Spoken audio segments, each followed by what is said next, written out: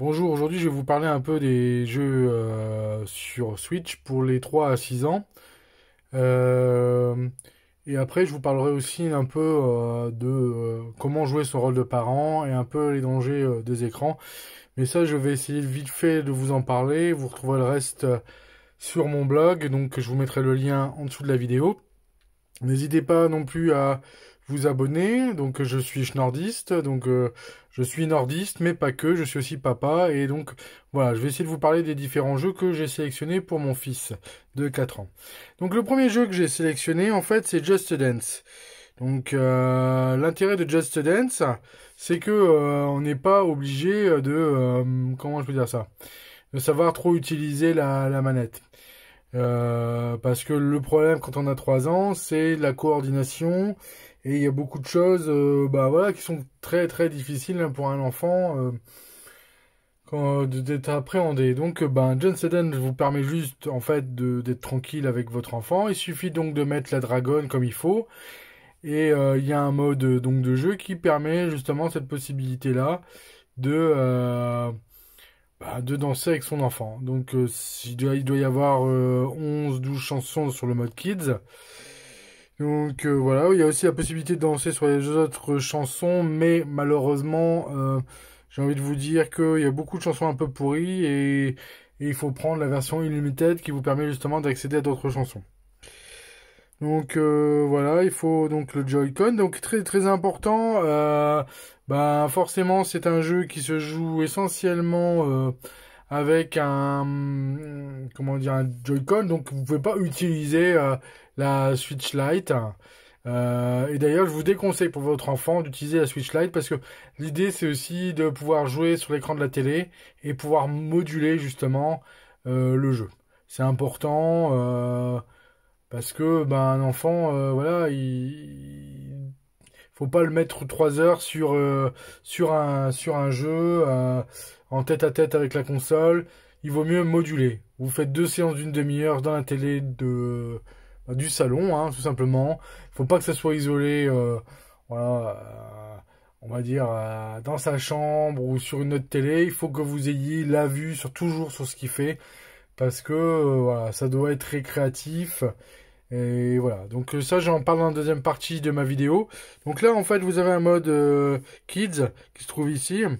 Donc on y va. Et donc là vous pouvez sélectionner en fait plusieurs chansons. Donc ben voilà, il y a le fameux Baby Shark hein, que vous allez retrouver. Donc voilà, il faut juste appuyer. Chacun sélectionne son personnage et c'est parti, tout le monde danse. Voilà. Donc ça c'est le jeu le plus simple que j'ai trouvé voilà, à utiliser avec à partir de 3 ans. Hein. Donc ouais, même si votre gamin il fait pas exactement les bons gestes, et ben ouais, il s'éclate. Et donc ben au bout d'une demi-heure, voilà, il a comment dire déchargé toute son énergie. Donc voilà. Donc ça c'est le premier jeu que je vais vous proposer hein, globalement. On va essayer de retourner là et de quitter le logiciel pour un autre jeu. Un autre jeu un peu plus simple en fait, qui est donc Mario Kart 8. Donc toujours en possibilité de télécharger ce jeu assez rapidement. Donc il faut de la place sur la console. Donc bah, l'idée c'est que en fait le gamin, vous pouvez même lui acheter donc le volant. Et c'est pareil, hein, ça peut pas vraiment jouer sur la Lite, il vaut mieux mettre sur la télé, comme je dis, voilà, vaut mieux voir ce que le gamin il fait, puis jouer avec lui, donc ça peut être assez rigolo, donc il y a le mode solo, il y a le mode multijoueur. Donc voilà, je vais mettre le mode solo parce que je suis tout seul, donc le mode Grand Prix, et donc bah vous allez débloquer au fur et à mesure, donc en plus il y a plusieurs personnages, plusieurs véhicules, donc vous allez pouvoir au fur et à mesure activer les choses, et voilà, hop, hop, hop, hop, donc voilà. Et l'idée, c'est de, en fait, de mettre dans les options du jeu tout en automatique. C'est-à-dire, comme ça évitera pour lui d'appuyer sur un bouton ou quoi. Donc pour ça, je vous conseille d'aller dans les options. Si pareil, vous vous demandez quoi, bah, vous allez sur mon blog. Je vous ai mis le lien donc en dessous. Et là, vous avez vraiment les réglages que vous devez faire. Donc normalement, hop, on va voir les réglages automatiques. Je vais essayer de voir dans les options tout de suite. Les réglages qu'il faut mettre en place, c'est-à-dire la conduite assistée activée, le gyroscope activé si vous utilisez le volant, et puis l'accélération auto activée. C'est important, comme ça votre enfant il sera pas, voilà, il aura juste le volant à tourner, les boutons à appuyer pour balancer des choses sur les uns et les autres. Voilà. Donc ça c'est le deuxième jeu qui est on va dire après le jeu de danse le plus facile à appréhender. Parce que effectivement, le PEGI 3 veut absolument rien dire. Le PEGI 3, c'est surtout pour le contenu du jeu, savoir s'il est offensant ou pas pour votre enfant. Ça correspond pas à une réalité de jeu et de maniabilité. Vous allez avoir pas mal de jeux qui vont avoir le PEGI 3 et qui sont impossibles à jouer pour un gamin de 3 ans, de 4 ans, de 5 ans. Le troisième jeu que je voulais voir, attendez, avec vous. Donc, attendez, il va falloir que je sorte du jeu. Faut que je retrouve le jeu en question, que je quitte le jeu, pardon. Hop. Le troisième jeu va être, pas Uno, mais en fait, pas de patrouille. Alors, pas de patrouille, on va dire c'est le niveau un peu au-dessus. Quand l'enfant aura déjà, comment dire, j'ai nettoyé, donc il reste des petites traces. C'est pas grave. Quand le gamin aura déjà une appréhension avec le joystick, qu'il aura fait du Mario Kart 8, il aura un peu plus l'habitude. Là, en fait, le jeu reprend un peu la mécanique du dessin animé. Donc ça va être un peu lent, il vous explique sur quel bouton appuyer. Moi je suis plus sur du 4 ans, mais alors que le gamin a déjà bien pratiqué la console. Et sur on va dire à peu près du 5 ans et du 6 ans pour les autres. Parce que voilà, il y a quand même des boutons, il y a l'amabilité à prendre en considération. Donc voilà, ça c'est ce que je peux vous conseiller. Il n'y a pas beaucoup d'autres jeux en fait qui sont très maniables. Donc voilà, vous allez retrouver les missions et ainsi de suite. C'est assez long, voilà. Pareil, hein, on reprend le principe on allume la console, on la pose, voilà, sur la télé et au moins on est sûr de pouvoir vérifier ce qui se passe. Je voudrais juste rappeler une petite chose pendant que la vidéo démarre, que en fait votre enfant s'il a les yeux rivés sur l'écran, c'est de la lumière bleue. Il y a des enfants qui commencent à avoir des soucis très jeunes, ils ont des soucis de vue qu'ils ne devraient pas avoir parce qu'ils sont toujours au niveau de l'écran, que ce soit pour le téléphone et ainsi de suite. Donc vous allez vous dire, ouais, mon gamin il a pas de soucis, et vous allez vous rendre compte que vers l'âge de 8, 9 ans, 10 ans, il va falloir qu'il mette des lunettes, parce que ses yeux en fait auront fait le point à tout près, et en fait il va avoir une maladie de vieux en fait, très jeune en définitive. Donc moi je vous conseille de faire vraiment attention avec les écrans. Donc là vous allez retrouver donc tout le jeu Pas de patrouille. Ce jeu, donc voilà, vous voyez c'est assez long, prise en main. Donc là il vous dit d'appuyer sur le A, donc facile. Faut que le gamin connaisse un peu les lettres, hein, parce que s'il n'a pas vu les lettres à l'école, ça va pas lui parler en fait. Donc faut appuyer sur le A. Donc là c'est vraiment le respect des règles. Globalement, donc vous voyez c'est assez long à chaque fois à charger. Et là, à chaque fois, c'est de la prise en main au fur et à mesure. Donc ça c'est voilà. Donc voilà, je peux pas passer vraiment les séquences de jeu. Donc là il me dit il faut que j'appuie sur L, donc c'est l'autre touche, l'autre côté. Donc voilà.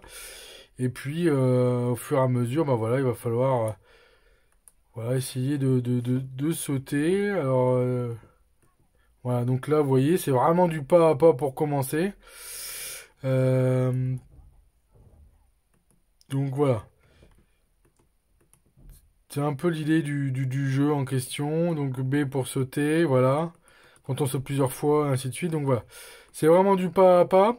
Pour moi, enfin voilà, pour les enfants, c'est très bien. Voilà, voilà. Mais donnez pas ça à un gamin de 3 ans parce qu'il aime pas de patrouille. Je pense que Si c'est juste pour le voir s'agiter, s'énerver sur la manette et ainsi de suite, c'est pas la peine. Lui mettre un jeu qui contrôle pas, vous allez voir, il va s'énerver, c'est pas la peine. Il vaut mieux monter progressivement au niveau des jeux. Ça, c'est important. Le contrôle parental, c'est vous. C'est pas un logiciel, c'est pas, voilà. Là, ça va, on est sur une console où les jeux sont assez limités au niveau des interactions avec d'autres personnes.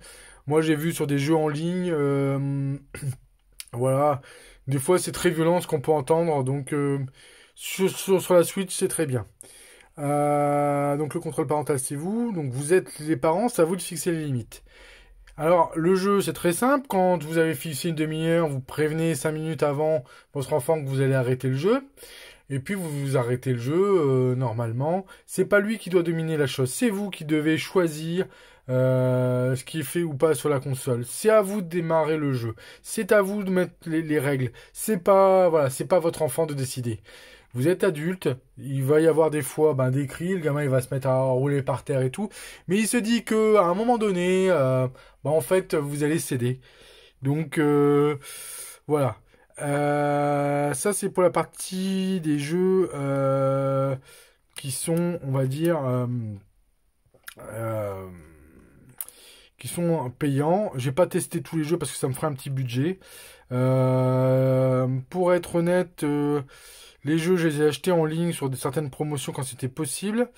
Là, je vais devoir remettre à jour. C'est le Nintendo, c'est la console Nintendo 60, oui, 64. L'année 64, on verra après là-dessus, parce qu'il y a encore des petits jeux qui sont possibles d'être faits par les enfants de 5-6 ans, donc après c'est un abonnement, je sais plus, de 20 euros par an. Bon, ça vous donne accès à des vieux jeux, les vieux jeux que nous parents ont joué, ou grands-parents pour certains ont joué. Euh, Ça peut être intéressant pour faire quelques économies, mais après la jouabilité elle n'est pas simple. Donc, là on est plus sur des enfants voilà, qui ont déjà une pratique du jeu. Le Uno, à ce moment-là, vous prenez le Uno Junior pour jouer en réalité avec votre enfant. C'est assez rigolo, il y a les couleurs, il y a les personnages, donc c'est assez facile à mettre en place. Il y a des règles vraiment light sur le Uno Junior. Donc là, sur une Super Nintendo, donc on va relancer le jeu. Donc vous avez toute une série de jeux qui sont avec la version payante. L'intérêt comment dire, la version payante de Nintendo, c'est que vous pouvez mettre vos sauvegardes sur le drive, on va dire, et pouvoir les récupérer après. Donc ça, c'est le côté assez sympa. Ah, la connexion, hein, je ne sais pas ce qui s'est passé. Recherche de réseau, pourtant j'avais un réseau qui fonctionnait. Ce qui est important aussi, c'est de comprendre que l'écran, c'est pas anodin. Euh, c'est vraiment pas anodin l'écran. Donc, je vous dis, bon, donc là, j'aurais pas la connexion internet, je ne sais pas pourquoi. Pourtant, je suis pas très loin de la box. On va savoir pourquoi. Euh, J'en étais justement à dire quoi. C'est à vous de gérer dans le sens où faire confiance à un logiciel pour gérer un. Alors du coup, ça marche pas. Vous voyez, donc là, c'est du live. Ça marche pas. Alors, vous voyez, j'ai d'autres jeux comme Zelda, mais je vais pas mettre mon gamin sur du Zelda. J'ai quoi comme autre jeu? J'ai, il me semble, Mario, c'est pareil, les lapins crétins. Alors, c'est un jeu qui est assez rigolo quelque part, mais je vais être honnête avec vous, ça va être un Peggy 3 aussi, mais le jeu, il est pas adapté aux gamins. Euh, donc, les dangers de l'écran, ils sont ce qu'ils sont, c'est-à-dire que des fois, nous, on se rend pas compte. Alors, ce que préconisent les gens en règle générale, c'est un peu n'importe quoi parce que en fait à chaque fois qu'un gamin arrive dans une famille, il faudrait pendant 3 ou 4 ans éteindre tous les écrans, ce qui est pas possible. Donc moi ce que je vous conseille c'est faire preuve de jugeote, de pas isoler le gamin sur son écran et puis voir. C'est pour ça que moi la Nintendo Lite pour moi ça va pas pour les tout petits. En plus on peut pas y jouer avec les différents éléments et voilà c'est vraiment une console pour jouer j'ai envie de dire dans les transports.